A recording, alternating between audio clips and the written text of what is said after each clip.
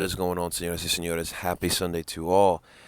Kind of feeling a little bit hungover, and I'll tell you, be honest, last night I did have a couple drinks, but I didn't have enough drinks to feel hungover. What I really feel hungover about is watching the Philadelphia Union last night in TQL Park walk away with a 3-1 defeat, losing 3-1 after this 5-game winning streak that they were on, beating up Team 6-0. Yeah, granted it was Houston, but they obviously were on good form, and this was a match where Pat Noonan, the understudy, got the best of his teacher, his instructor, whatever you want to call it. He got the best of his mentor in Jim Curtin. And I think that overall, this is one of those games where Cincinnati had everything clicking. They were in the zone. They had all the momentum from Harris Medunian. I don't know what it was exactly. I don't know what it was what Pat Noonan said before this match started. But you clearly saw that Cincinnati took this match and had high regards towards it, meaning they felt as if that this was a more important game than what the Philadelphia thought. Not saying that Jim and his guys did not come prepared, but I just think that as far as energy goes, Cincinnati and Pat's boys took it to another level, and I think that that's what the difference. You saw a lot of uncharacteristic things. That's why I'm not going to kill this soccer team too much here with this loss, because I just feel like we saw a lot of things that we just don't typically see here from the Union, from the back line being abused, from the amount of quietness from the front line as well between Carranza and Ua. You know, even throw Gazag in there a little bit. So, to me, this is a disappointing loss, but this is one where you're just going to chalk up to the student getting the best of the teacher. And I'll tell you what, if we see these guys in the playoffs, I am not concerned whatsoever playing FC Cincinnati in a playoff situation. Of course, last night we weren't able to do the live portion of Union game match recap. Was out with actually someone who covers the club as well, so I was able to enjoy my day off.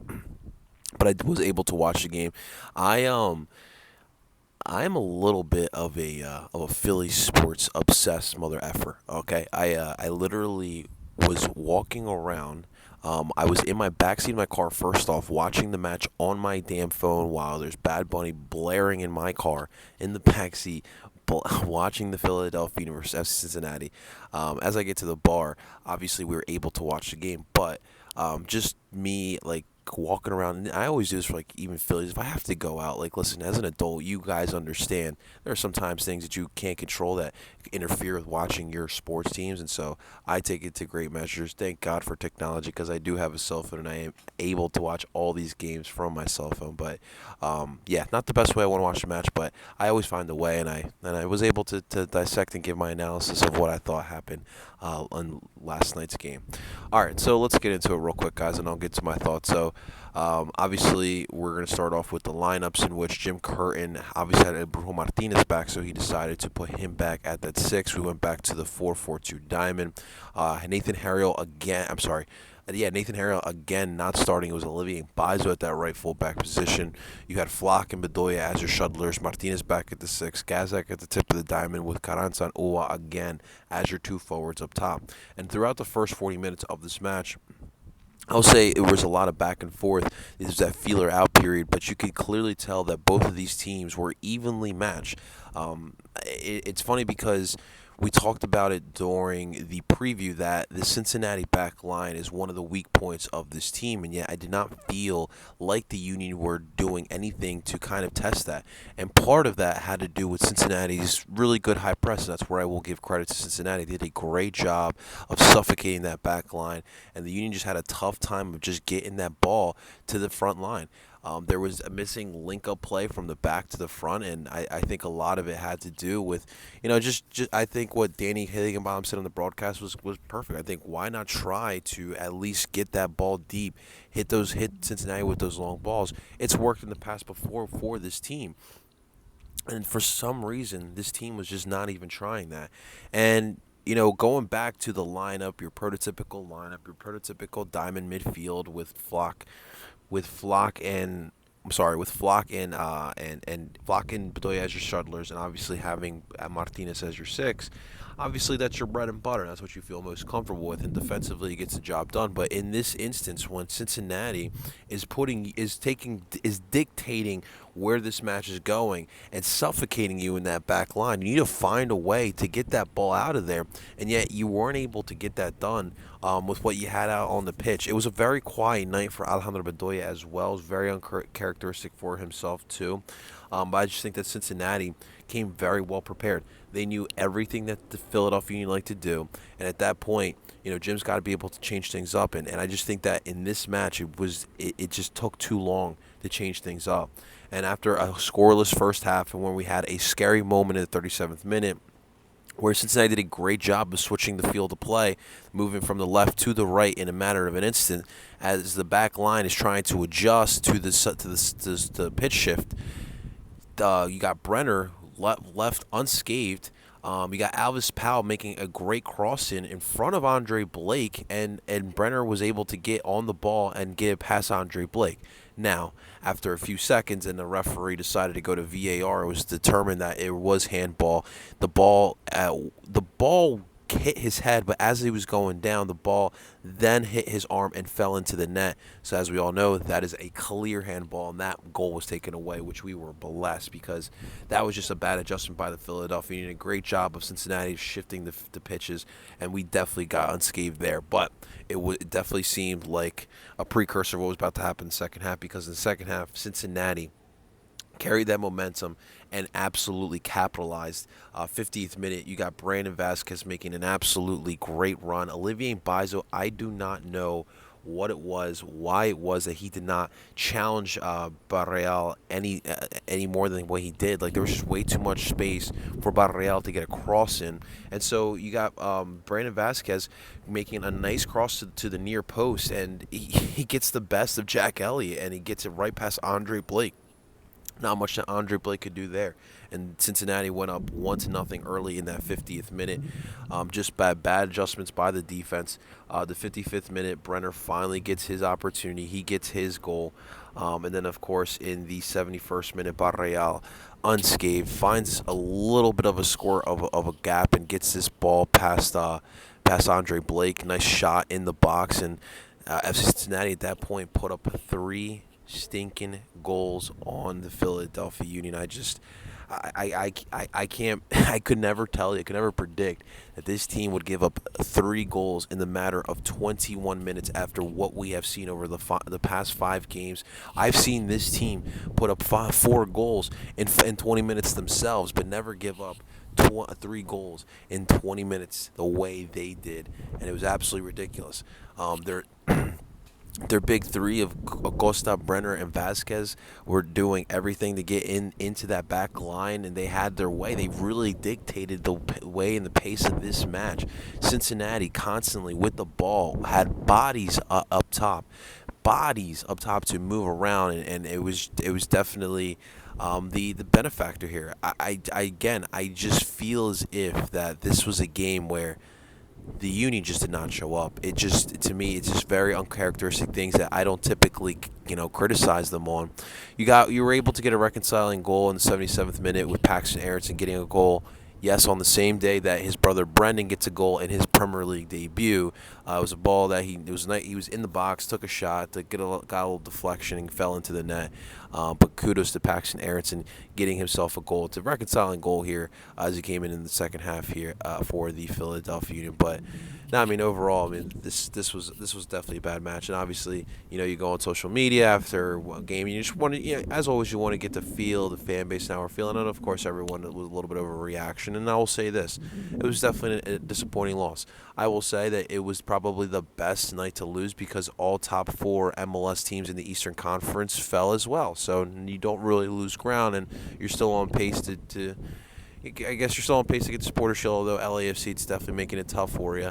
You guys know how I feel. I want no parts of first place of anything. I really want the MLS Cup, and you guys know what that means by getting the Supporter Shield and a number 1 seed in the Eastern Conference, but we'll talk about that a little bit later. But defensively, this is one of the worst matches that I've seen from Jakob Glesnes and Jack Elliott.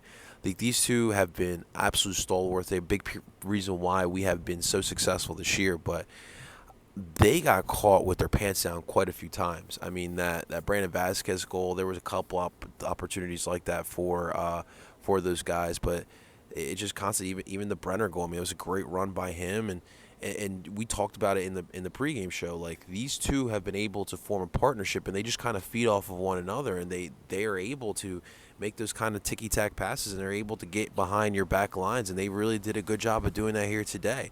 Luciano Costa was one of those, is literally the magician behind all of this play here for FC Cincinnati, and Bruno Martinez had a tough job of keeping up with Lucho Costa, and it was definitely a difference maker as well.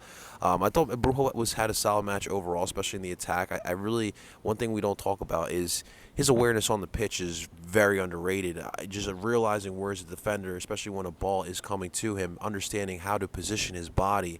I think that's very. I think that's very. I'm sorry. I think that's something that we don't look at quite often. I think Olivier Mbaizo really solidified his starting role in this team, I will say, despite the bad game. And there's things that he needs to work on, like, you know, if you see a winger trying to cross in a ball, you gotta close down. You can't make that crossing too easy, especially because you saw that first goal for Brandon Vasquez. But you got to make that adjustment. But I will say this: early on, he had a nice play on, I believe it was Brandon Vasquez, coming from behind and slide tackling and getting that ball out there, and it erased an opportunity for FC Cincinnati. And I was like, that's something I have not seen Olivier Mbaizo do really. Since he's been here, or since he's been a member of the Philadelphia Union. His defensive prowess, something we haven't really been talking about, but I really do think he has solidified his starting role at that right back position. I mean, this is now his third straight match that he has started over there over Nathan Harriel, and I think that we do know his attacking prowess, and I think he provides a little bit more than Nathan Harriel. I think Nate uses a lot of his speed. I think that definitely is beneficial for him, but it's definitely good competition, and we'll see how Jim continues to handle it. But for right now, how is it not Olivier Mbaizo? Obviously, the one gripe that everyone was talking about, why wasn't Jack McGlynn put in the starting lineup, considering what he's done to you and done for you, and you obviously saw what happened here today with the Union attack and how kind of the midfield was kind of a non-factor in a sense here. And I'll say this, like, I don't kill Jim for trying something different. Like, we talked about tactical flexibility. You don't think that Pat Noonan kind of saw that happening already, right? Like, you don't think that Pat Noonan saw the tape of the past couple weeks and seeing that Jack McGlynn is something that has been able to unlock this Union attack. I'm sure he's definitely seen that. So I don't hate the decision of going back to your usual diamond midfield with Flock and Martinez in there. But we talked about it before. Like, it just does feel a little bit that right now, with the way this team is playing, McGlynn has to be in the starting lineup every single week. And now the decision is Martinez or Flock. Who are you taking out? I don't know what it is, why it is that the homegrowns don't get the leeway, because if you think about it, when you had Brendan Aronson and Mark McKenzie here, those guys did get a leeway. I don't know if it was the time period, but like, it just doesn't feel like the homegrowns get much of a leeway these days either. Are we saving them from something? I'm just trying to understand what it is, why we treat them a little bit different than we have with homegrowns in the past. I think going forward, you need to make that move, and you need to put McGlynn in the starting lineup. And the one gripe I will say is, at the halftime, when I'm seeing like there's not much movement going on from my attack between the back and the front line, I'm making the substitution at the halftime. Like, that's what I would have done. And you saw Cincinnati was building up the momentum, and they kept that going in the second half. First half, beginning of the second half, my first substitution, I'm putting in Jack McGlynn in there. You can keep the formation. I'm putting Jack McGlynn in there. That would have been my first move. I just think that the substitution came a little bit too late. Once it's 2-0, you decide to put in McGlynn for Flock, and then obviously the one that everyone hates is Birkin for Carranza, and I will agree with people in this instance because you are down 2-0. You need goals. I'm sorry, but Burke does not provide those goals for you. We talked about it before. As much as people do kill Burke, there are strong suits that do help this team. He's got the speed, he's got that length, he's got that size, and he's got that strength. There's things that you can use with Corey Burke, but in an instance where you're down 2-0, you need guys who are going to be able to create on the ball. Corey Burke is not going to provide that, Jim. It's going to be Carranza. I would have left Carranza in there. If you want to take out Aronson and run with the Christmas tree for a little bit. I'm okay with that as well, but I just don't see the benefit of taking out Carranza. And I'll tell you what, Carranza and Ua were definitely quiet, and they definitely didn't have their best matches on Saturday night in Cincinnati. They were absolutely quiet, but the movement, it was just not enough. They just looked a little bit lost as well. Could it be that they just got lost in translation from what was going on and by that Cincinnati high press? Possibly, but overall, they just did not have a good match. But I will also say this as well. If we're talking about forward options coming off the bench, to me, Quinn is a guy that I'm bringing out over Corey Burke, and that goes back to my point of why aren't these homegrowns getting a little bit more of a leeway than what you had in the past? Because to me, Quinn Sullivan, in that moment, I just said, like, you need someone who's going to be able to create on the ball, and Corey's not going to be able to do that, but Quinn has that ability to do that. So if you're going to take out Carranza because he's not having a good match, then why not put Quinn Sullivan in there first? And that's one where I'm definitely going to scratch my head. I think Jim got killed for his player selections throughout the match, even with the substitutions and the time of the substitutions. But I don't think it was. I think some of it was justified. I definitely do think that some of it was justified. You got to make better decisions, especially with the substitutions. That's really where I will criticize Jim here on this night. But I do want to give kudos to Cincinnati. There was a lot of momentum. There was a lot of emotion on their side, playing at home, sellout crowd. Cincinnati crowd did a great job. I think. Obviously, when winning happens and there is a glimpse of a good team, cities and fan bases will come out and support, and it seems like Cincinnati's starting to get that local support, which is great to see. It's a product here in the MLS. It's a United States product. You want to see it succeed, and that's definitely great. Obviously, the Harris Medunian thing was definitely emotional as well. I like the stuff that Cincinnati did for him. Obviously, you saw the jersey that they kind of put together, the half Union, half Cincinnati jersey. You had Chris Albright, Pat Noonan, even Jim Curtin taking pictures before the game with him, congratulating him. It was an emotional night, and it's cool also to see kind of Cincinnati players embracing Harris Medunian, and you could clearly tell that those guys they kind of pay a lot of homage to Harris. Harris was a big leader, and they all respect him so much on both sides, the Union side and the Cincinnati side. And it was definitely really cool to see. But one question we do have to ask ourselves as well: has Pat Noonan created a little bit of a blueprint to beat the Philadelphia Union, where it seemed like they were a little bit unstoppable?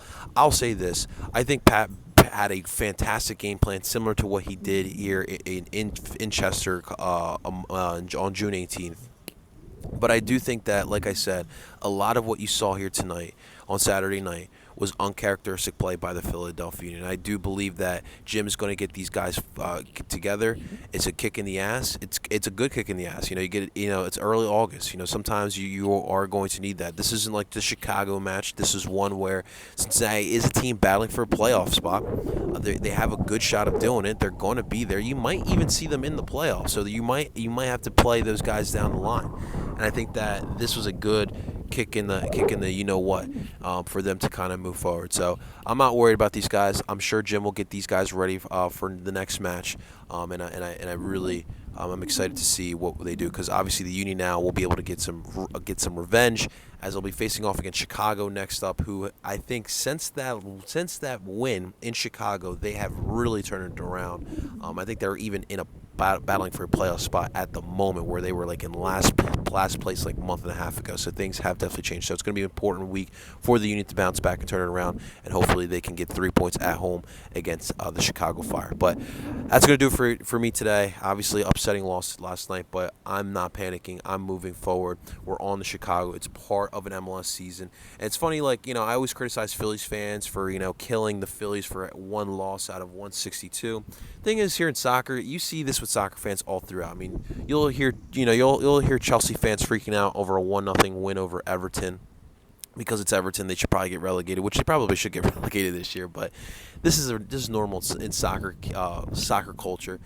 But I think one thing we do need to remember is this is still a very good team, a team that is still in first place, a team that is still competing for the Supporter Shield, one of the elite clubs here in the MLS, and things will change. Everyone always wants a piece of the big dog. That's just how sports work. Right now, the Union are a big dog, and they have to find a way to get that eye of the tiger back, which can be very easily done. So we'll see what happens against Chicago. We'll be breaking it down all throughout the week. But thank you so much, guys, for watching it on the cell phone version of Union Match Recap. We'll be back live for this upcoming week. But thank you so much for watching, guys. If you guys enjoyed the content, make sure you guys hit the like button, subscribe for more Philly sports, including your Philadelphia Union. And until next time, ladies and gentlemen, I go by the name of El Parcero Philly, and I'm telling you guys, Dupont, we're going to be all right, guys.